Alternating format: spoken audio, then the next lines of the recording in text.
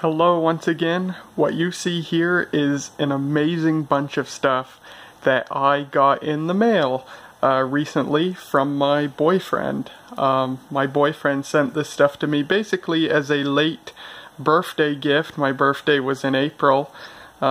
He sent it back in March, and of course it took quite a while to get here, so it was a late birthday gift, but there is an amazing bunch of stuff here, and I'm really excited to show it all to you. Some of these things are going to get their own dedicated individual videos, and others of these things will appear in other videos. We'll start right here. This was the biggest item here. This is a complete and fully working Compaq Armada 1540D laptop. It's a circa 1997 laptop, and it works absolutely perfect. Unfortunately, it arrived with some cracking in the plastic. It had only one minor crack when he sent it. It arrived to me with rather severe cracking on the hinges, unfortunately. I've tried to fix that with JB Weld. That is not working out very well. I need to figure out what to do to fix that, because I don't want this thing to end up like my old Acer Extensa 501DX ended up with cracked hinges. You guys might remember that laptop from long ago. But otherwise, this thing is in great shape and it works perfect. This will obviously get its own video, and I'll be excited to show that to you. He put a fresh installation of Windows 95 on it, along with some pretty hilarious modifications that he made that I will show you when I make the video about this laptop. And this right here is for the laptop. It's a 3Com megahertz 100 megabit card bus card, and that's very nice that he included that. Moving on to here, he included 2 expansion cards with it. Moving down here, he sent me 2 expansion cards. You only see one here because I already put the other one in a computer. I'll talk about the other card that you don't see first. He sent me a Seng ET4000AX ISA video card. It's the ET4000 is a very revered video card among the vintage computer community. It's a 16-bit ISA card, but it'll work in an 8-bit ISA slot, so you can use it in a XT class system, even if it's a little overpowered for that. It's a 1 megabyte SVGA card. Well, he sent me that card to put in a computer which you guys haven't seen in years, and it's right there. It's the Epson Apex Plus, my Turbo XT machine that I got in 2011. This thing has been shelved for the past 7 years because it was unusable, because the only video card I had that would work in it, a Trident TVGA 8900CL, conflicted with the hard drive controller. But thanks to the Seng ET4000AX that my boyfriend sent me, which doesn't have that problem, this computer, for the first time in the 7 years that I've owned it, now works just fine. So that card is now in that computer.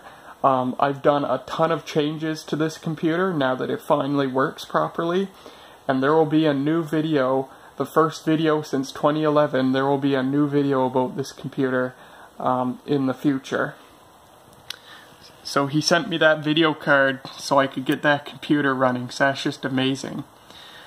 And then this other card right here, this is a floppy disk controller, but it supports high-density floppy disk drives, 1.4 megabytes. That's great. He sent this with the thought in his head that I could put this in the IBM Portable PC, put a 1.4 megabyte drive in the IBM Portable PC, but I think I'm actually going to put this in the Epson, because the Epson only supports 360K drives, and it partially supports 720K drives, and that's what you see in the bottom drive bay right there. So I'm thinking I'll put this in the Epson, and put a 1.4 megabyte drive in the Epson, and then I'll move the Epson 720K drive to the IBM portable PC, because the IBM PC XT motherboard does have partial support for 720K drives. You just need a special driver in order to format 720K disks, but it'll read and write 720K disks just fine. So yeah, this will eventually go in the Epson too. I just need to get a bay adapter so I can put a standard 3.5 inch drive in a 5.25 inch bay, and I also need to get a floppy cable that has a card edge connector on one end and a 34 pin floppy connector on the other end. I'm not sure if I have one of those. And I need to get a power adapter cable to go from the Molex cable on the Epson's power supply to a standard floppy power connector. Once I get that stuff, I can put this card to use, and the Epson will have a 1.4 megabyte floppy drive. Sweet. And then down here, he sent me 3 Socket 7 CPUs to try in my Socket 7 machine. We have a 75 megahertz AMD K5, a 100 megahertz Intel Pentium, and this thing with the fan on it is a 133 megahertz Intel Pentium. So that's really sweet. So my Socket 7 system currently has a Cyrix 6X86 running at 133 megahertz. It's a 120, but I have it overclocked to 133 because it's got a massive fan on it that keeps it cool. And that CPU is cool. It's got a nice charm from it to it because it's a Cyrix, but it's not terribly useful for a Socket 7 machine because it's not Pentium compatible. It's only a 486 compatible chip. So I've been wanting a real Pentium to put in that machine, so I'm hoping to put this 133 Pentium in it. Now unfortunately, this particular, 2 of these CPUs arrived with bent pins, possibly from shipping, possibly because I shook the bag a little bit while we were opening it, because I heard what sounded like metal clacking and I was wondering what it was. So either that or because of the shipping, this CPU and the K5 had a few bent pins. The K5, all the pins straightened out just fine. This thing, I tried to straighten out the pins, and 2 of them partially broke. They're just barely hanging on by a tiny amount of metal. So I'm trying to be super careful. I'm going to be super careful and hope none of those pins completely break off. If they do, might be boned, which is really, really sad. But yeah, there's those 3 CPUs, and I'm excited to get to play with those in my Socket 7 system. The obligatory dot matrix printed letter that he wrote to me. And then finally, it's up on my wall now. He sent me a little flag of his country that I've pinned up there next to my LGBT pride flag.